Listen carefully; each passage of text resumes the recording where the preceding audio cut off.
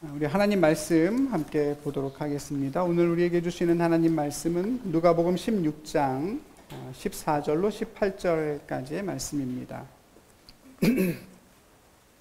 신약성경 123쪽 누가복음 16장 14절로 18절까지의 말씀,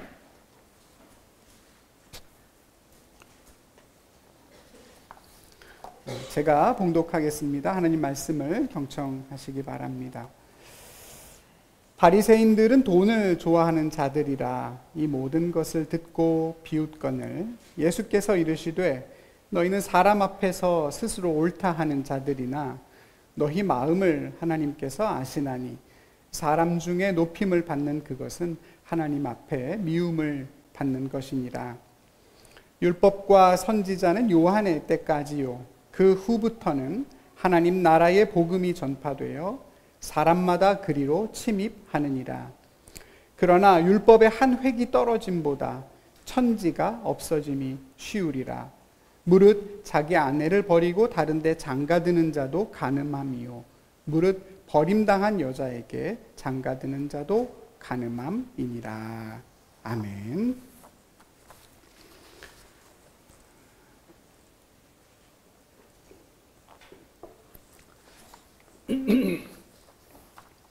원래도 목소리가 별로 안 좋았는데 오늘 약간 좀 그렇죠? 들으시기 괜찮은지 모르겠어요. 좀 잠겨가지고 좀 듣기 불편하실 수도 있는데 이해해 주시기 바랍니다. 오늘 본문 16절에 하나님 나라의 복음을 오늘 말씀의 제목으로 삼습니다. 이 말씀이 저와 여러분의 삶이 되기를 바랍니다. 예수님께서 재물에 대해서 제자들에게 말씀을 가르치고 계실 때 옆에 있던 바리새인들이 그 이야기를 들었습니다. 성경은 그 사람들을 돈의 친구다 이렇게 얘기하죠. 돈의 친구였던 바리새인들이 예수님의 이야기를 다 듣고 예수님을 비웃었다 그랬습니다. 그런데 그 바리새인들을 아시는 예수님께서는 조금 뜻밖의 얘기를 하십니다. 니네 왜 비웃냐? 비웃지 말고 잘 들어라. 니들 들으라고 하는 소리다. 이런 식의 이야기를 하신 것이 아니라 바리새인들의 어떤 마음을 지적하고 계시는데요. 사람들 앞에서 너희 자신을 옳게 보이려고 노력하는 것, 또 사람 중에 높임을 받기를 좋아하는 것, 이런 그들의 모습이 하나님께 미움을 받는 것이다. 이렇게 이야기를 하십니다. 하나님이 뭘 미워하신다고요? 스스로를 옳게 보이기 위해서 노력하는 것과 또 사람들 앞에서 높임을 받기를 좋아하는 일입니다. 여기에 사실 미움이다 이렇게 번역된 단어를 사전에서 찾아보면 조금 의외의 뜻이 나옵니다. 악취가 나다, 혐오스럽다, 가증하다 이런 의미가 나옵니다. 미워하다라는 말과는 조금 뉘앙스가 다르죠. 그리고 의미의 강도는 훨씬 더 셉니다. 예수님이 이 단어를 성경에서 사용하신 건 2번인데요. 여기에서 한 번하고 또 다른 한 번은 이스라엘의 멸망을 예수님께서 예언하실 때입니다. 아마 여러분도 들어보셨을 텐데요. 선지자 다니엘이 말한 바 멸망에 가증한 것이 거룩한 곳에 선 것을 보게 된다면 그때 유대에 있는 사람들은 다 산으로 도망갈지어다. 창세로부터 지금까지 이런 환란이 없었고 앞으로도 없을 것이다 그랬어요. 마태복음에 나오는 말씀인데 여기 나오는 멸망에 가증한 것의 그 가증한이라는 단어가 바로 오늘 미워하다에 해당하는 표현입니다. 원래는 그러니까 다니엘서에 나왔던 표현인데요. 주님이 그걸 인용하시면서 멸망에 가증한 것이 거룩한 곳에 서 있는 것을 보게 되면 이건 너무나도 큰 환란이 시작이 됐다는 뜻이니 뒤도 돌아보지 말고 무조건 산으로 도망가야 된다. 안 그러면 다 잡혀 죽는다. 이렇게 말씀을 하신 겁니다. 멸망에 가증한 것이 거룩한 곳에 선다. 그럼 그 멸망에 가증한 것이 선다는 그 상황이 뭘 묘사한 거겠습니까? 바벨론이라든가 로마라든가 당시에 강력한 힘을 갖고 있는 이방 제국의 군대가 예루살렘을 쳐들어와서 예루살렘 성전을 다 짓밟아 버리고 그 안에 이제 부정한 행위들을 한다는 뜻입니다. 하나님의 성전 안에, 하나님의 임재가 있는 지성소 안에다가 우상을 세워 놓고요, 거기에 제사를 드리는 겁니다. 그리고 성경이, 율법이 부정하다라고 규정하고 있는 돼지 같은 짐승을 잡아서 그 피를 그 성전에 다 뿌리기도 했습니다. 그러니까 이런 식으로 가증한 것들이 거룩한 곳에 서 있는 것을 보게 되면 이 예언은 주 70년에 이루어지게 되죠. 그런 일이 벌어지는 걸 보게 되면 일단 어떻게 해라? 산으로 다 도망가라. 예수님께서 얘기하신 겁니다. 또 한 가지, 구약에서 이 가증한이라는 단어가 언제 사용됐나 보니까 그것은 바로 요즘 우리가 묵상하고 있는 예레미야 말씀에서 본 적이 있습니다. 지난주였어요. 7장에 가서 보면 이런 말씀이 나옵니다. 이스라엘 백성들이 세상에서 살아갈 때는 그냥 다 우상 섬기고 돈을 섬기고 그렇게 살다가 성전에 와서 하나님 앞에 기도할 때만 뭐라고 하냐면, 하나님, 우리는 구원받은 하나님의 백성입니다. 하나님의 거룩한 백성이니 저희들에게 복을 주십시오. 이렇게 하는데 그걸 향해서 하나님이 참 그 모습이 가증하다 이렇게 이야기를 하십니다. 예레미야에서는 하나님과 우리의 관계를 남편과 아내의 관계로 비유를 많이 하거든요. 그러니까 이건 이런 거죠. 밖에 나가서 실컷 다른 이성과 제 멋대로 놀아난 다음에 집에 들어와서는 자기 배우자에게 사랑한다, 좋아한다 이렇게 말하는 것과 같이 그렇게 하나님이 그 백성의 모습들을 보고 계시다 하는 거예요. 그런 걸 가리켜서 성경은 뭐라고 하냐면 가증한 이런 표현을 사용을 합니다. 그러니까 오늘 예수님이 말씀하신 가증한이라는 단어 속에는 대단히 충격적인 무서운 의미들이 담겨 있는 것이죠. 근데 오늘 여러분, 예수님이 그 표현을 바리새인들을 향해서 사용하고 계세요. 아마 성경을 잘 알고 있었기 때문에 이 말을 딱 듣고 벌써 눈치를 챘겠죠. 대단한 분노와 충격을 받았을 겁니다. 근데 여러분, 예수님께서는 그 가증한 모습 앞에서 말했던 그 두 가지가 바리새인들에게 모두 있다 이렇게 말씀을 하십니다. 돈을 섬기는, 돈의 친구로서 세상에서 만몬을 섬기고 열심히 잘 살다가 정작 하나님 앞에 와서는 나는 율법을 잘 지키는 사람입니다. 율법 안 지키는 저 죄인이나 세리와 다르게 살아가게 하시니 감사합니다. 이렇게 기도를 하는 거죠. 그러니까 그 모습이 하나님 보시기에 미워하신다는 것이고, 더 나아가서는 그런 모습으로 살아가면서도 사람들 앞에서는 내가 높임 받는 것을 좋아한다고 해요. 거기에 몰두하며 살아갑니다. 내 경건함을 겉으로 드러내고 과시하면서 사람들의 인정과 존경받는 일에 열심입니다. 그러니까 내가 가증한 모습을 보일 뿐만 아니라 스스로 하나님의 자리에 서는 가증한 모습이 된다. 하나님의 자리를 대신한다. 이렇게 예수님은 판단하고 계시는 것입니다. 여러분, 오늘 저와 여러분은 하나님을 예배하기 위해서 이 자리에 모여 있습니다. 어떠셨습니까, 여러분? 여러분 한 주의 삶을 돌아보면 어떤 마음이 드시는지요? 한 주간 정말로 하나님의 주 되심을 내가 삶으로 고백하려고 애쓰다가 여기 오시게 됐습니까? 힘든 일상이지만 그래도 어떻게든 하나님의 은혜에 감사하면서 정말 예수님께서 지극히 작다고 얘기하셨던 그 물질을 가지고 어떻게 하면 하나님 앞에 충성된 삶을 살아갈 수 있을까 고민하고 노력하셨겠지요. 그러다 때로는 우리 자신이 만몬을 섬기는 그런 모습인 걸 발견하기도 하지요. 내가 스스로 주인의 노릇을 하려고 노력하다가 물질의 종이 되기도 했을 것입니다. 여러분, 어떤 마음으로 이곳에 앉아 계십니까? 난 아닌 척, 나는 괜찮은 척, 나는 남들보다 좀 다르고 더 나은 척, 그렇게 우리 자신을 꾸미고서 하나님, 그래도 나는 구원받은 백성입니다, 이렇게 예배하러 오시진 않았습니까? 여러분, 어떠신가요? 하나님이 우리의 겉모습이 아니라 우리의 중심을 보신다 하는 말씀이 여러분에게는 위로가 되십니까? 아니면 두려움이 되십니까? 내가 참 부족했지만 그래도 하나님이 내 마음을 알아주시니 나는 참 다행이다. 이런 생각이 드세요? 아니면 난 망했다. 큰일이다. 이 일을 어쩌면 좋나 하는 생각이 드십니까? 하나님이 우리에게 구하시는 제사는 상한 심령이다 그랬습니다. 상하고 찢긴 마음을 하나님이 멸시하지 않으십니다. 진실하고 겸손하게 하나님의 은혜를 구하면 됩니다. 우리가 찬양도 불렀지만 우리 안에 정직한 영을 새롭게 하시고 또 착한 마음을 창조하시는 분이 하나님이십니다. 그 능력이 주님께만 있습니다. 마음 깊은 곳에서부터 하나님이 나를 다스려 주시기를 우리는 구할 수밖에 없는 것이지요.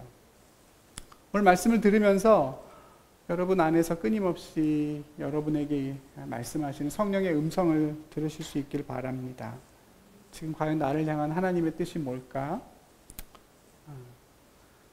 그 하나님의 음성이 여러분들을 평강으로 인도해 주실 겁니다. 하나님의 나라가 다른 어딘가에 있는 것이 아니라 우리 안에 있다고 예수님 말씀하십니다. 하나님을 인정하고 하나님의 주되심을 고백하는 자리가 예배의 자리이죠. 하나님의 나라입니다. 내가 지금 하나님의 나라에 앉아 있구나. 내가 하나님의 백성이요. 하나님의 사랑받는 자녀구나. 성령이 여러분을 깨닫게 해주실 것이고 약속하신 그 하나님의 다스림의 권세를 다시 회복시켜 주실 것입니다. 오늘 말씀을 들으면서 다시 한번 우리의 눈을 열어주셔서 우리를 향한 하나님의 부르심이 얼마나 놀랍고 큰 것인가, 얼마나 영광스러운 것인가, 우리 안에 역사하시는 성령의 능력이 얼마나 큰 것인가 다시 한번 깨닫는 계기가 되기를 바랍니다. 우린 자주 일상의 허무함에 눌려서 너무 허무하다, 일상이 너무나 의미가 없다, 이런 허무함에 눌려서 죄와 사망의 권세 앞에 굴복하며 살아갈 때가 참 많습니다. 오늘 말씀을 들으면서 다시 우리의 속사람이 강건해지길 바라고, 그래서 우리의 삶의 자리에서도 꼭 하나님의 나라를 누리게 되는 여러분 되시기를 바랍니다. 바리새인들을 향한 예수님의 말씀이 쭉 18절까지 이어지고 있는데요. 많이 들어본 얘기인데 사실은 어렵습니다. 율법과 선지자는 요한의 때까지이다. 그 후부터는 하나님 나라의 복음이 전파되고 있고 사람들이 그리로 침입해 가고 있다. 근데 율법의 한 획이 떨어지는 것보다 세상이 다 사라지는 게 더 쉽다. 율법은 폐기되는 것이 아니라 완성된다. 어떻게 완성되느냐? 그 예를 들어주신 것이 18절의 내용입니다. 익숙하긴 한데 사실은 이걸 잘 이해하는 것이 대단히 어려운, 왜냐하면 중간에 많은 부분들이 빠져 있어서 쉽게 이해하기는 어려운 그런 본문입니다. 오늘 설교가 조금 길어져도 양해해 주시기를 바랍니다. 제가 설교가 길어지면 우리 소율이 소민이가 저 뒤에서 사인을 보냅니다. 목사님 이렇게 보내요. 제가 그렇게 하라고 그랬거든요. 근데 한 두 번 할 때까지 오늘 할 수도 있어요. 조금 이해해 주시길 바랍니다. 율법과 선지자가 요한의 때까지고 이제부터 하나님 나라의 복음이다 이렇게 말씀하신 것은 율법의 시대가 끝났다는 얘기죠. 전혀 새로운 세상이 됐다. 엄청난 말씀입니다. 율법을 지킴으로 해서 구원을 받고 의를 얻으려고 했던 당시 유대인들 또 바리새인들에게는 일종의 폭탄 선언과 같은 내용입니다. 율법과 선지자, 이건 구약 성경입니다. 율법은 모세 오경을 말하는 것이고 선지자는 예언서를 말합니다. 그 두 가지를 궁극적인 하나님의 말씀이라고 믿고 인정했던 시대를 가리켜서 또 율법과 선지자라고 말하기도 합니다. 근데 예수님은 그 시대가 누구까지였다? 세례 요한까지였다. 그러니까 요한부터는 그 시대가 아니다라고 말씀하십니다. 율법과 선지자를 통해서 하나님이 세상을 구원하시고 율법과 선지자를 통해서 하나님의 뜻을 드러내 주시던 때가 끝났다는 얘기입니다. 더 이상은 율법과 선지자로서 하나님의 뜻이 드러나지 않고 구원은 전혀 새로운 방식으로 임하게 된다 하는 얘기입니다. 당시 이스라엘 백성들에게는 어마어마한 충격이었겠죠.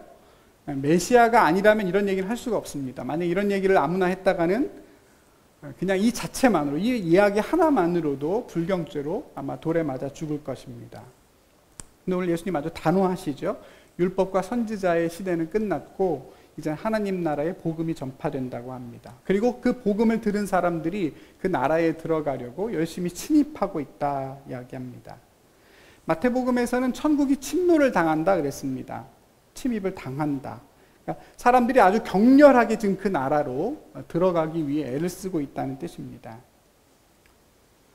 복음이 전파되었고 하나님의 나라로 침입해 들어가기 위해 사람들이 발버둥친다. 이 이야기를 우리가 제대로 잘 이해하려면 한 가지 정리할 게 필요합니다.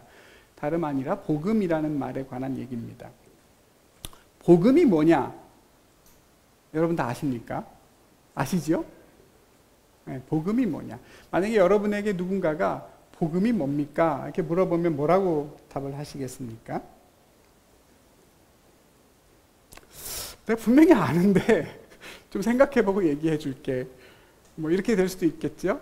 분명히 복음이란 걸 모르지는 않을 텐데 복음이 뭐냐? 이렇게 물어보면 고민하게 됩니다. 원래 모든 정의라는 게 다 그래요. 그죠? 사람이 뭐냐? 시간이 뭐냐? 이렇게 정의를 물어보면 만만치가 않습니다. 복음이 뭐냐? 어떻습니까? 어렵지만 알아야겠죠? 그래야 복음을 전파하든 살아내든 할 수 있기 때문입니다. 복음이 뭐냐 하는 이 질문이 우리에게 어려운 이유는 1차적으로, 이건 제 개인적인 생각입니다. 성경의 탓이 크다 이렇게 생각이 됩니다. 아니 성경이 왜 문제냐? 성경 자체가 복음에 대해서 일관된 설명을 하고 있지 않기 때문입니다. 성경을 보다 보면 오히려 복음이 뭔가 헷갈릴 수 있습니다. 복음에 대한 다른 설명과 정의가 성경마다 다르게 나오기 때문이에요. 구체적으로 말하면 복음서에 마태, 마가, 누가, 요한복음에 나오는 복음의 정의와 그 뒤에 비복음서에 나오는 복음의 정의가 서로 다릅니다. 그러니까 여기서부터 복음이 뭐냐 하는 데 대한 어려움이 시작이 됩니다. 먼저 비복음서에 마태, 마가, 누가, 요한복음이 아닌 주로 바울 서신에 나오는 복음이 뭐냐? 거기에서 복음은 간단합니다. 예수 그리스도에 관한 소식입니다. 복음이 뭐라고요? 예수 그리스도에 관한 소식. 네, 예수 그리스도에 관한 소식입니다. 로마서 1장 맨 앞에 보면 바울은 나는 복음을 위해서 택함을 받은 사람이다 이렇게 이야기하고, 복음은 뭐냐? 그의 아들에 관하여 성경이 미리 약속하신 것이다 그랬습니다. 복음은 선지자들을 통해서 미리 약속하신 것인데 그 약속의 내용은 다름 아닌 아들 예수 그리스도에 관한 얘기입니다. 로마서 마지막 16장 끝에도 이렇게 나옵니다. 나의 복음 곧 예수 그리스도를 전파함은 오래전부터 감추어졌다 이제 나타난 바 되었다. 복음은 곧 그리스도 예수에 관한 소식이다 나옵니다. 예수 그리스도에 관한 소식, 그게 복음입니다. 또 어떤 소식이냐? 그 복음의 내용은 고린도전서에 보면 이렇게 나옵니다. 형제들아, 내가 너희에게 전한 복음을 너희에게 알게 하노니 그로 말미암아 구원을 받으리라. 이는 성경대로 그리스도께서 우리 죄를 위하여 죽으시고 장사 지낸 바 되었다가 성경대로 사흘 만에 다시 살아나셨다 그랬습니다. 그러니까 복음이란 뭐냐? 예수 그리스도께서 우리 죄를 위하여 죽으시고 사흘 만에 부활하셨다는 소식인데, 그게 왜 기쁜 소식이냐? 그 소식을 듣고 믿는 사람마다 구원을 얻기 때문이다. 이렇게 정리가 됩니다. 되시겠습니까? 어렵습니까? 복음이 뭐냐? 우리 죄를 위하여 죽었다가 부활하신 예수 그리스도를 믿음으로 우리가 하나님의 구원을 받게 된다는 기쁜 소식입니다. 다 아시는 얘기죠? 근데 복음서를 보면 얘기가 좀 다르게 나옵니다. 오늘 본문에도 나오지만 대표적인 복음에 관한 말씀이 마가복음 1장에 보면 이렇게 나옵니다. 요한이 잡힌 후 예수께서 갈릴리에 오셔서 하나님의 복음을 전파하여 이르시되 때가 찼고 하나님의 나라가 가까이 왔으니 회개하고 복음을 믿어라 그랬습니다. 들어본 말씀이죠? 네. 요한이 잡힌 후, 그러니까 오늘 예수님 말씀에 비추어 보면 요한의 시대가 끝난 후 예수님께서 갈릴리라는 지역에 가셔서 복음을 전파하셨는데 내용이 뭐였느냐? 때가 찼고 하나님의 나라가 가까이 왔으니 회개하고 복음을 믿어라 그랬습니다. 그러니까 앞에 바울 서신에는 안 보였던 내용 하나가 여기 문구가 추가해서 들어가죠. 그게 뭐예요? 그렇죠. 하나님의 나라라는 말이 들어가요. 복음 속에. 오늘 본문도 마찬가지예요. 오늘 16절에 보니까 복음 앞에 어떤 표현이 있냐면 하나님 나라의 복음 이렇게 되어 있어요. 하나님 나라의 복음. 그러니까 복음서에 나오는 복음은 다 이런 식입니다. 하나님 나라의 복음이에요. 복음이란 뭐냐? 예수님 말씀하신 복음은 하나님의 나라가 근데 어떻게 돼 있다 지금? 가까이 와 있다라는 거예요. 하나님의 나라가 가까이 와 있다는 소식, 그게 뭐냐면 복음입니다. 복음이 뭐라고요? 하나님의 나라가 가까이 와 있다는 소식. 하나님의 나라가 가까이 와 있다는 얘기는 다르게 말하면 하나님이 오셔서 다스린다는 뜻입니다. 그렇죠? 하나님의 나라, 하나님이 오셔서 우리를 다스린다. 여기에 대해서 이사야 40장에는 뭐라고 예언되어 있냐면 이렇습니다, 여러분. 아름다운 소식을 시온에 전하는 자여. 여기서는 복음이 아름다운 소식이래요. 너는 높은 산에 올라서 소리를 외쳐라. 보라, 주 여호와께서 장차 강한 자로 임하실 것이요 친히 그의 팔로 다스리실 것이라. 보라, 상급이 그에게 있고 보응이 그에게 있으니 그는 목자같이 양떼를 먹이시며 어린 양을 그 팔로 모아 품에 안으시며 젖먹이는 암컷들을 온순히 인도하시리로다 그랬습니다. 그러니까 하나님이 이사야 선지자에게 전하라, 소리를 크게 외쳐라 라고 주신 말씀이 뭐였냐면 주 여호와 하나님께서 오신다. 강한 자로 오신다. 그리고 그가 친히 그의 팔로 이 땅을 다스리신다 하는 내용입니다. 하나님께서 강한 자로 이 땅에 오셔서 친히 다스리신다. 하나님의 나라가 임할 것이고 하나님의 통치가 이루어진다. 이게 복음인 거예요. 그럼 이 둘을 잘 믹스해 봐야 되겠죠? 바울 서신에 나오는 말씀과 복음서의 복음을 잘 연결해 보면 이렇게 돼요. 하나님이 오셔서 친히 다스리신다는 약속이 예수님의 십자가와 부활을 통해 이루어졌고 그것을 믿는 모든 사람들을 구원하신다는 소식이다. 하나님의 나라와 예수님의 십자가와 부활이 다 들어가야 돼요. 하나님이 우리에게 오셔서 다스리신다는 약속이 예수 그리스도의 십자가와 부활을 통해 이루어졌고 그것을 믿는 사람을 하나님이 구원하신다는 기쁜 소식, 그게 복음입니다. 여러분 믿으십니까? 제가 왜 이렇게 복음을 굳이 설명을 길게 드리느냐, 복음의 정의를 명확하게 알기 위함도 있지만 또 한 가지는 우리가 예수님을 믿는다, 복음을 믿는다고 할 때 그 믿음이라는 것이 어떤 성격인가를 다시 한번 말씀을 드리기 위해서예요. 여러분, 복음은 하나님의 나라의 복음입니다. 하나님이 이 땅에 오셔서 우리를 다스리신다는 것이고 그 일이 예수님을 통해서 이루어졌다는 소식이에요. 그러니까 여러분, 복음을 믿는다는 말은 결국 무슨 뜻이 되냐면 내가 나중에 죽어서 천국 갈 거를 나는 믿습니다. 이게 아니라 하나님의 나라가 이 땅에 임해 있다는 걸 믿으니까 어떻게 돼요? 내가 지금 그의 백성으로 살아가는 것을 이야기하는 것입니다. 맞습니까?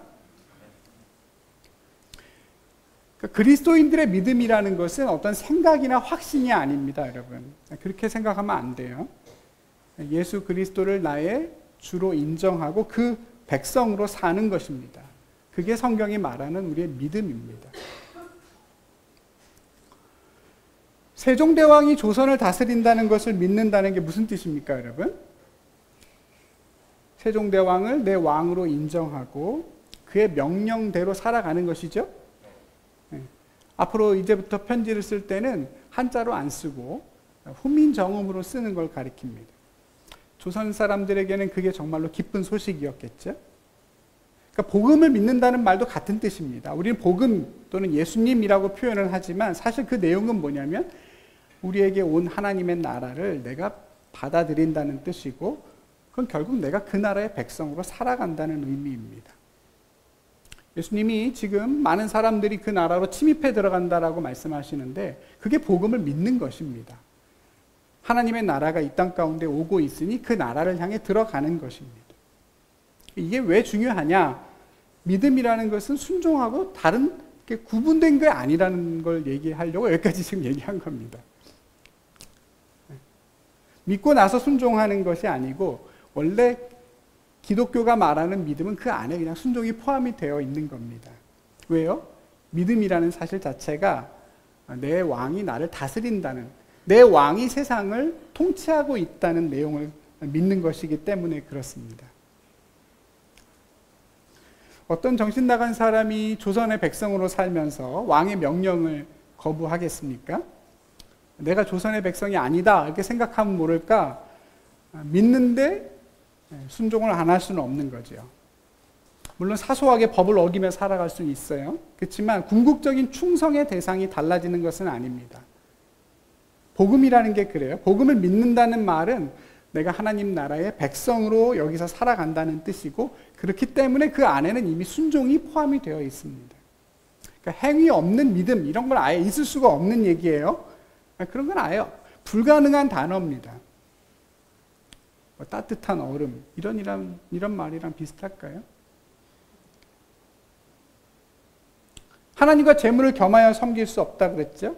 그러니까 재물을 섬기면서 동시에 하나님을 믿을 수가 없어요, 여러분. 논리적으로 그렇습니다.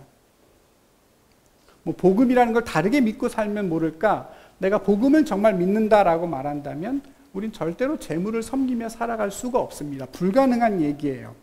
내 삶의 통치자로 와 계시는 하나님을 받아들이고 그를 나의 주님으로 인정하는 것 자체가 우리의 믿음이기 때문입니다. 여러분 꼭 복음을 믿으시기 바랍니다. 아멘? 복음이 믿어지는 게 그러니까 사실은 기적이죠. 그렇지 않습니까? 예수님이 나를 다스리신다? 예수님의 나라가 임했다? 여러분 믿어지십니까? 우린 예수님을 만나본 적도 없잖아요. 예수님이 십자가에 돌아가시는 거, 예수님이 부활하신 거 보셨습니까? 근데 믿는단 말이에요. 그분이 나의 죄를 위해서 십자가에서 죽어서 사흘 만에 부활하셨다는 것, 그리고 하나님 보좌 우편에 앉아서 지금 이 땅을 다스리고 계시다는 걸 우리 믿어요. 그러니까 지금 여기 와 있잖아요. 어떻게 믿어지냐? 도마처럼 예수님의 부활하신 몸에 손가락을 넣어보고 믿는 것도 아니고, 어떻게 수천 년 전에 계셨던 그분이 하나님의 아들로서 이 땅에 오셔서 나를 다스리고 계신다. 그게 어떻게 믿어지느냐? 어떻게 그분의 말씀에 대해 운명을 맡기고 사느냐? 그분의 통치에 내가 백성이 돼서 살아가느냐? 예수님이 우리에게 성령을 보내주셨죠. 믿음은 어디에서 온다? 믿음은 들음에서 오죠. 믿음은 복음이 전해질 때 우리 안에 계신 성령이 그걸 믿어지게 만들어 주시죠. 말씀을 들을 때 우리 가운데 계시는 성령께서 우리가 하나님의 자녀임을 증언해 주십니다. 믿음을 주시는 거죠. 복음을 들은 사람이 믿게 하고 하나님의 통치 안으로 침입해 들어가게 하십니다. 어떤 율법이나 착한 일을 행해서가 아니죠. 그냥 하나님의 복음을 들었는데 믿어져요. 복음의 능력이고 성령의 능력이죠.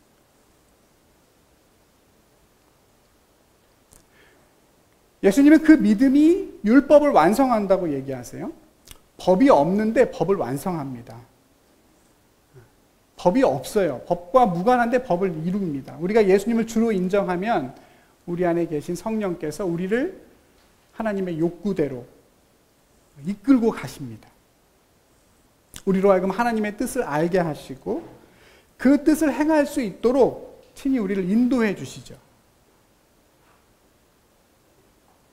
조금 세상적인 말로 하면 우리를 유혹해 주시기도 하고 북돋아 주시기도 하고 우리에게 눈을 열어 그 길을 보여주시기도 하십니다. 율법 자체에 매이지 않지만 율법을 완성하도록 우리 안에 계신 성령이 우리를 도와주세요.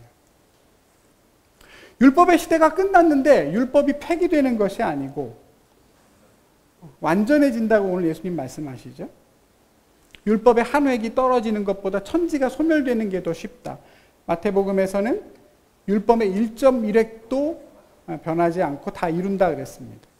그러면서 뭐라고 하셨냐면 너희들의 의가 바리새인이나 서기관들보다 더 낫지 않으면 천국에 들어가지 못한다는 말씀도 하세요. 그러니까 율법의 역할은 다 끝났는데 그럼 하나님 나라 복음을 믿는 성도들은 어떻게 되느냐? 그 율법의 요구에 미치지 못하는 게 아니라 오히려 그 율법의 내용을 다 성취해낸다고 말씀하세요. 이상을 해낸다. 그래서 복음이 정말로 복된 소식이다. 율법에 매이지 않았는데 율법을 이루어내는 거예요. 그러니까 내가 지금 복음을 믿고 잘 사는가 확인할 수 있는 방법이 있죠. 그래서 우리가 구약 성경을 계속 묵상하고 율법을 읽는 이유이기도 합니다. 내가 지금 복음을 잘 믿고 살아가고 있는가 어떻게 확인할 수 있죠? 내 삶을 통해서 그 율법들이 잘 성취되고 있는가를 보면 됩니다. 내가 율법대로 살아가려고 노력하지 않았는데 하나님과 교제하고 하나님과 함께하면서 성령이 내 안에서 말씀하시는 것들을 끊임없이 듣고 믿으며 그 일들을 행하며 살아가는데 내가 율법대로 살아야지, 요거 해야지, 저거 해야지 마음 먹고 그렇게 막 리스트 만들어서 사는 게 아닌데 살아가다 보니 내 삶 속에서 율법들이 이루어져 가는 것들이 보인다. 그러면 복음을 잘 믿고 살아내고 있는 거죠.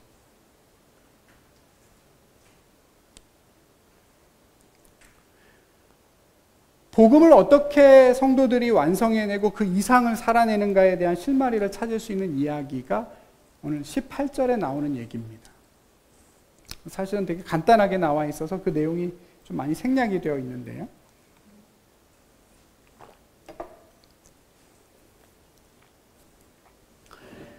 자기 아내를 버리고 다른 데 장가드는 사람은 간음하는 것이고 그렇게 버림받은 여인과 결혼하는 남자도 간음하는 것이다. 예수님은 이렇게 말씀하셨어요. 이혼할 수 있다는 얘기예요? 없다는 얘기예요? 없다는 얘기죠? 이혼할 수 없다는 것처럼 말씀하시는 내용이에요. 이혼과 재혼을 안 된다 이렇게 말씀하시는 것 같은데 원래 율법에는 뭐라고 되어 있냐면 이혼하거나 재혼하려면 이렇게 되어 있습니다. 신명기 24장에 보면 사람이 아내를 맞이하여 데려온 후에 그에게 수치가 되는 일이 있음을 발견하고 그를 기뻐하지 않으면 이혼 증서를 써서 그의 손에 주고 아내를 자기 집에 내보낼 것이요. 그 여자는 그의 집에서 나가서 다른 사람의 아내가 되어도 좋다 그랬습니다. 신명기에 나오는 말씀은 이혼이 가능하다는 겁니까? 불가능하다는 겁니까? 가능하다는 것이죠. 율법은 사람이 아내를, 남자가, 좀 말이 이상해요. 왜냐하면 율법은 그렇게 말했어요. 남자라고 안 하고 사람이라고 했어요. 사람이 아내를 버리는 것이. 그 말은 남자만 사람이다. 그런 뜻이기도 해요. 사람이 아내를 버리는 것이 가능한 것처럼 말합니다. 랍비들은 뭘 연구했냐면 어떤 이유일 때 정당하게 남편이 아내를 버릴 수 있느냐. 율법에서 말하는 사람이 기뻐하지 않는 일, 남편이 기뻐하지 않는 일이 뭐냐. 아내에게 수치라고 했는데 그게 도대체 어디까지냐를 놓고 열심히 공부하고 연구했습니다. 근데 여러분 그 말씀을 우리가 조금만 더 진지하게 신명기 말씀을 읽어보면 그 말씀의 의미가 아내를 버릴 수 있다 하는 가능성에 초점을 맞춘 얘기가 아니라는 걸 알 수 있습니다. 그 구절은 이혼을 함부로 해도 된다 그런 뜻이 아닙니다. 지금 막 혼인한 내 아내나 약혼녀에게 몰랐던 문제가 있다는 것을 발견한 신랑이 그걸 그냥 데리고 살지를 못하고 내가 이혼을 해야겠다라고 결정을 하면 이혼 증서를 써서 이혼을 해라. 그래야만 그녀가 부도덕한 이유 때문에 이혼당한 게 아니라 남자가 싫어서 그냥 그 남자의 기호로 인해서 이혼당한 것이니 그 여자에게는 아무 죄가 없다. 그러니 다시 결혼할 수 있는 권한을 보장해 주어라. 여자는 절대로 혼자서 자기의 삶을 살아갈 수가 없는 남성 중심의 사회였기 때문이죠. 결혼 자체가 남자와 여자가 대등한 관계로 맺는 제도가 아니었습니다. 남자가 여자랑 결혼하는 게 아니라 원래 남자가 그 여자의 아버지랑 계약을 맺는 거지요. 야곱이 결혼할 때 라헬이나 레아와 상의한 게 아니잖아요. 누구랑 계약하죠? 아버지 라반이랑 계약해서 내가 14년 일해줄 테니 두 딸을 아내로 주십시오 해서 그 지참금은 아버지에게 주고 두 여인과 결혼을 하게 됩니다. 여성의 자기 결정권이 전혀 없던 시대에 여자가 이혼을 당하면 아무것도 할 수가 없게 되니 그래도 이혼 증서라도 써줘서 최소한 그 삶을 다시 시작할 수 있도록 기회를 보장해 주어라. 이게 이 율법의 목적인 겁니다. 근데 이게 변질이 된 거예요. 어떻게 변질됐다고요? 이혼 증서 하나만 써주면 쉽게 이혼이 가능하다. 아내를 막 버릴 수 있구나. 이렇게 이해하는 거죠. 아, 이혼 증서만 써주면 하나님이 이혼하는 걸 다 용납해 주시는구나. 아, 내 아내를 버릴까 말까 고민했던, 뭔가 꺼림직했던 사람이 더 쉽게 이혼 증서를 써주면서 양심의 가책을 면하게 되는 것이죠. 이제 합법적인 근거가 생긴 거예요. 더 떳떳하게 아내를 버리고 새로운 사람과 결혼을 하게 되는 겁니다. 별의별 이유로 다 이혼했다고 해요. 랍비가 아예 정해줘요. 여자가 요리를 못한다거나 언행이 부도덕하다거나 심지어 어떤 랍비는 아내보다 더 아름다운 여자를 발견했을 때는 이혼을 요구할 수 있다. 이렇게 가르치기도 했답니다. 그러니까 여러분 만약 그렇게 되면 어떻게 되는 겁니까? 여자에게 최소한의 버팀목이라도 만들어 주려고 했던 율법의 의미가 오히려 정반대로 그냥 보통의 여인들에게도 엄청난 생명의 위협이 될 수 있는, 삶의 위협이 될 수 있는 어떻게 보면 죄의 기회가 되고 마는 것이죠. 율법의 문제가 아니라 사람 문제입니다. 사람의 완악한 마음이 그 율법의 빈틈을 파고들어서 오히려 좋은 법을 악한 죄의 기회로 만드는 것입니다. 이게 수천 년 전만의 이야기냐? 그렇지는 않을 겁니다. 오늘날에도 있는 일이죠. 주중에 어떤 그 물류 대기업이 쿠팡에 관한 얘기인데 그 물류센터에 관한 얘기를 제가 라디오에서 뉴스로 들은 적이 있습니다. 오늘 이 무더위에 물류창고가 너무 더운 거죠. 새벽 3시가 돼도 33도에 다다른다고 합니다. 건물 자체가 폐쇄적인 구조이고 에어컨도 없고 계속 기계가 돌아가니까 너무너무 더운 거예요. 일하는 노동자들이 좀 에어컨 좀 설치해달라 그랬는데 법이 뭐냐? 물류창고는 거주시설이 아니다. 창고 시설이다. 그러니까 냉난방기 설치가 법적으로 의무가 아니다. 그냥 사업주 재량이다. 산업안전규칙에 적용되지 않는 건물이다. 9시간 일하는데 5분 휴식시간 주는데 그것도 괜찮다. 왜? 그곳은 물류창고이기 때문이다. 그러니까 법이 있어서, 좋은 법이 있어서 그 사람들을 보존해주고 보호해주는 것이 아니라 오히려 더 쉽게 그 생명을 위협하는 수단이 되는 거죠.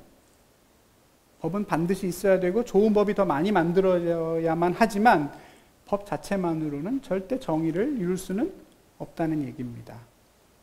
근데 오늘 예수님 뭐라고 하시냐면 자기 아내를 버리고 다른 데 장가드는 것은 간음이다. 이렇게 율법을 해석하세요. 심지어 그렇게 이혼을 당한 여자에게 다른 남자가 그 여자가 너무 안쓰럽고 좋아서 결혼했어요. 그럼 그 남자도 간음한 거다. 이게 무슨 뜻입니까? 그럼 결국에는 예수님은 그 이혼 사실 자체를 인정하지 않는다 하는 뜻입니다.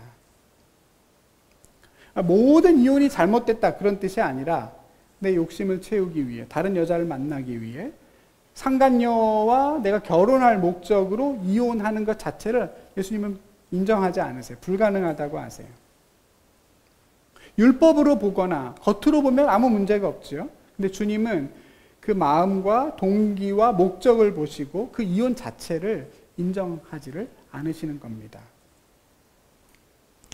이 메시지를 우리가 조금 이해가 되죠, 여러분? 율법이 우리를 온전하게 할 수 없습니다. 그럼에도 불구하고 우리에게 먼저 율법을 주신 것은 그렇게라도 하나님의 뜻을, 뭐가 죄인지를 분별하라는 의미입니다. 사람 자체를 본질적으로 고치라는 뜻이, 고칠 수 있다는 게 아니에요.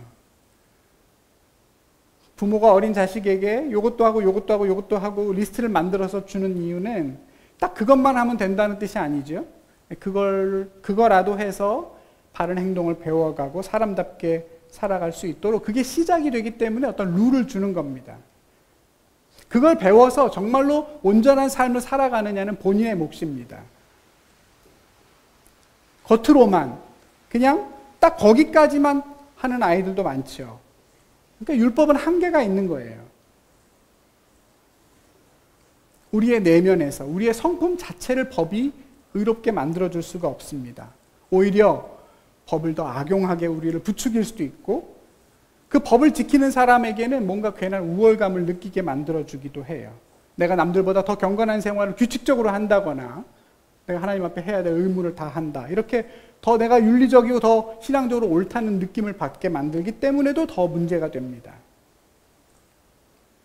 하나님 나라의 복음이 정말로 우리들에게 기쁜 소식인 이유는 우리가 율법에 매이지 않으면서도 율법을 완성할 수 있도록 하나님이 친히 우리를 속에서부터 변화시켜 가시기 때문입니다. 말씀과 기도를 통해서 성령이 우리 안에서 끊임없이 새롭게 우리 속사람을 만들어 가시죠. 하나님의 사랑을 누리게 하시고 하나님의 뜻이 무엇인지를 깨닫게 하시고 내 주인이 내가 아닌 예수 그리스도이심을 기쁘게 고백할 수 있도록 성령께서 내 마음을 끊임없이 움직여 주십니다. 내가 하나님을 사랑할 수 있도록 우리의 마음을 이끌어 주셔서 그 사랑으로 율법을 뛰어넘게 하시죠. 저와 여러분에게 남아있는 유일한 계명은 딱 하나밖에 없습니다. 하나님을 사랑하고 이웃을 사랑해라. 그 율법 한 조목 남았습니다. 그 계명 뭐라고 할까요? 헌법이라고 저는 생각하는데 율법의 헌법 하나가 남았고 나머지 모든 하위 조목은 다 사라졌습니다. 근데 요즘 뭐라고 하시냐면 너희가 복음을 믿으면 그 헌법 하나로 모든 다른 율법들을 다 완성할 수 있다. 사랑으로 율법을 완성한다. 이거 해라 저거 해라 이거 하지 말아라 저거 하지 말라 그게 아니라 정말로 너희가 하나님을 사랑할 수 있게 해주시고 그 사랑이 흘러 넘쳐서 다른 생명을 사랑하는 데까지 내가 너희들을 인도해 주시겠다. 그게 복음을 믿는 일이라고 말씀하십니다. 저와 여러분이 이 땅을 살아가면서 지켜야 될 신앙적인 도리, 법이 뭐냐? 한 가지도 없습니다. 여러분, 성도에겐 의무라는 것이 존재하지 않습니다. 여러분이 해야만 하는 어떤 것, 반드시 하지 말아야 될 그런 건 없습니다. 예배도, 헌금도, 헌신하는 것도, 기도도, 묵상도, 전도도 다 마찬가지예요. 그걸 한다고 해서 여러분이 더 많은 복을 받는 것도 아니고 하지 않는다고 해서 여러분이 화를 당하는 일도 없습니다. 믿으십니까?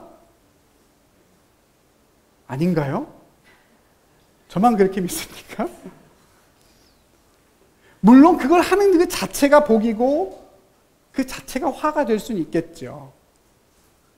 내가 더운 날 하나님 앞에 나와서 예배 드린다는 이 자체가 우리에게 가장 큰 복이죠. 하나님을 만나고 말씀을 깨닫고 하나님의 주되심을 인정하는 그 속에서 내가 하나님의 뜻을 깨닫게 되고 하나님을 더 사랑할 수 있게 되니까 하나님의 나라가 하나님의 통치를 받아들이는 거니까 이 내가 여기 와 있다는 그 자체만으로 하나님 나라이고 천국이죠. 그렇지 않습니까?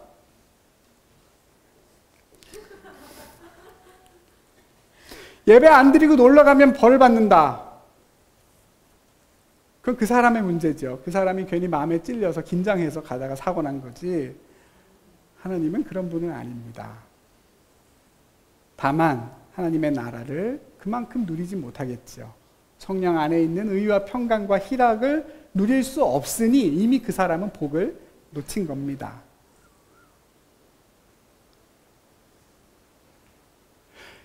하나님을 이렇게 믿고 살아가는 삶이 쉽습니까? 어렵습니까? 율법대로 사는 게 쉽겠습니까? 아니면 이렇게 하나님을 내가 사랑하고 그 사랑의 음성을 들으며 그분의 원하시는 바를 내 욕망으로 삼아서 그렇게 하나님의 모든 뜻들을 이루고 율법을 완성하는 게 쉽겠습니까? 둘 다 어렵지만 더 어려운 건 후자가 훨씬 어렵죠. 왜냐하면 거기에는 관계의 노력이 필요하기 때문입니다. 그게 어렵기 때문에 많은 그리스도인들이, 저도 마찬가지입니다만, 시시때때로 어디로 넘어가냐면 다시 율법으로 넘어갑니다. 어디까지 하고 어디까지 하지 말아라 그러면 우리 안심이 되잖아요. 그렇지 않습니까? 일단 내가 여기까지는 했고 여기 하지 말라는 거 안 했으니까 난 괜찮은가 보다. 마음이 평안이 옵니다. 그렇죠? 어릴 때는 율법이 자유예요. 성숙하지 못한 사람에게는 법이 자유입니다. 그러니까 내가 율법적으로 뭔가 해야 된다는 강박관념으로 하고 있다면 여러분 조심하셔야 돼요. 그건 내가 아직 성숙하지 못했다는 증거일 수도 있어요. 율법은 참고만 하는 거예요. 내가 지금 하나님을 사랑하고 온전히 하나님의 백성으로 복음을 잘 누리며 살아가고 있는지를, 그 과정을 점검해 보기 위해서 율법이 필요한 것이지, 그걸 따라서 하라고 반드시 해야만 하는 의무로서 그 율법을 보라는 뜻이 아닙니다. 하나님이 뭘 죄라고 하시는가? 뭘 통해 내가 하나님을 더 사랑할 수 있다고 말씀하시는가? 율법이 조언을 해주는 거예요. 근데 거기에 의존하고 그걸 따라갈 필요는 없는 겁니다. 율법과 선지자는 언제까지다? 2000년 전에 요한까지다. 그걸로 끝났다. 너희는 하나님 나라의 복음을 믿는 사람들이고 그 나라로 침입해 들어가는 사람들이다. 아무것도 너희를 얽매는 것이 없고 그 무엇도 너희가 해야만 하는 의무는 없다. 단 한 가지도 안 할 수도 있고 모든 걸 다 할 수도 있다. 다른 사람 눈치 보거나 목사 눈치 볼 거 없다. 그저 하나님 나라의 백성으로서 하나님의 주되심을 인정하고 말씀과 기도 안에서 성령의 음성을 들으며 그 하나님의 뜻을 함께 묻고 듣고 살아가는 것으로 족하다. 근데 어렵다. 하나님을 사랑하고 교제하고 말씀을 읽고 기도하면서 성령의 음성을 들어서 그대로 내가 따라가는 것이 쉽지 않다. 내가 말씀을 읽고 기도할 때 성령이 내 안에 하나님의 욕망을, 하나님의 뜻을 가르쳐 주신다는데 뭐가 들려야 말이죠. 아무것도 안 들리니 다시 내가 뭘 해야 되나 리스트를 확인하게 된단 말입니다. 초대교회 성도들도 그랬어요. 그게 어렵기 때문에 다시 율법으로 돌아가는 거지요. 이거 해야 되고 저거 해야 되고 이거 지켜야 되고 안 지켜도 되고.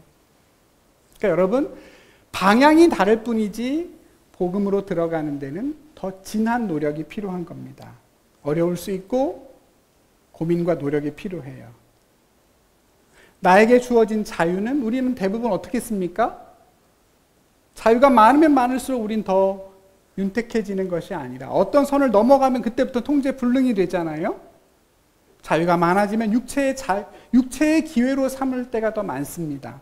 근데 하나님 뭐라고 하시냐면 너희에게 주신 그 자유로 육체의 기회를 삼지 말고 하나님을 사랑할 수 있는 너만의 방식을 더 많이 연습하는 거룩함의 기회로 삼고 살아라 말씀하십니다. 아멘입니까? 그만큼 자유가 많으니 해볼 것도 많고 그만큼 자유가 많으니 내 방식대로 하나님 앞에 드리고 내 방식대로 하나님을 누리고 내 방식대로 하나님을 사랑할 수 있는 방법이 무한히 열려 있다는 거 아닙니까? 그 삶을 누리며 살아가라. 그러다 보면 어느샌가 율법이 완성되어 있는 것들을 보게 된다고 말씀합니다. 저와 여러분은 그 길을 걸어가는 중입니다. 복음이 뭔가를 늘 기억하시고 끊임없이 하나님의 나라로 침입하는 저와 여러분이 되기를 바랍니다. 하나님은 다스리고 계십니다. 하나님은 지금도 우리 가운데 강한 자로 임하여 통치하고 계십니다. 십자가와 부활로 죄와 사망의 권세가 무너졌고 그것을 믿는 성도들에게는 반드시 그것들을 다스리는 권세를 주십니다. 그 복음을 내가 믿고 나 자신에게 선포하고 가능하면 더 많이 다른 사람들에게도 이야기해야 됩니다. 믿음은 들음에서 나기에 더 많이 듣고 나에게 선포하고 다른 사람에게도 얘기해 주셔야 됩니다. 거기서 믿음이 생기고 하나님이 나에게 어떤 삶을 원하시는지를 분별하게 됩니다. 사랑하는 우리 성도 여러분, 더 열심히 하나님 나라의 복음을 듣고 믿어서 어디에도 매이지 않지만 하나님의 거룩하심을 닮아가고 더는 율법에 매이지 않지만 율법을 완성해가는 저와 여러분의 삶이 되기를 바랍니다. 기도하겠습니다. 하나님 감사합니다. 하나님이 이 땅에 오셔서 우리를 다스리신다는 약속을 예수님의 십자가와 부활을 통해서 이루어 주시고 우리로 하여금 오직 예수 그리스도를 믿는 믿음만으로 하나님의 나라의 백성으로 살게 하심을 감사드립니다. 성령으로 저희를 새롭게 하여 주시고 진리로 우리를 자유케 하셨으니 다시는 종의 모습으로 살아가지 않게 도와주시고 사랑으로 율법을 이루며 살아가는 존귀하고 복된 저와 우리 성도들 되게 하여 주시옵소서. 예수님의 이름으로 기도드리옵나이다. 아멘.